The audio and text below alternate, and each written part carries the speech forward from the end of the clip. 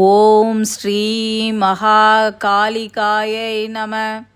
M மக்கா, நம் மூதாதையர் நமக்காக ஆன்மீகம் சார்ந்தும் வழிபடும் முறைகள் சார்ந்தும் நிறைய தடயங்களா விட்டுட்டு போயிருக்காங்க.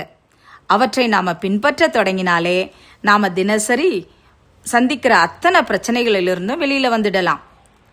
கடன் பிரச்சனைக்கு தீர்வு, செய்யும் தொழிலில் வளர்ச்சி, திருமண தடை விலகுதல், வேலைவாய்ப்பு பெறுதல், சொத்து பிரச்சனை தீருதல், சொந்த வீடு வாங்குதல், வீட்டில் மகிழ்ச்சி நிலவுதல், இவையெல்லாம் ஒரு சேர கிடைக்கணும்னா நம்ம மூதாதையர் பின்பற்றி வந்த கன்னிப்பெட்டி வழிபாடு செய்யுங்க.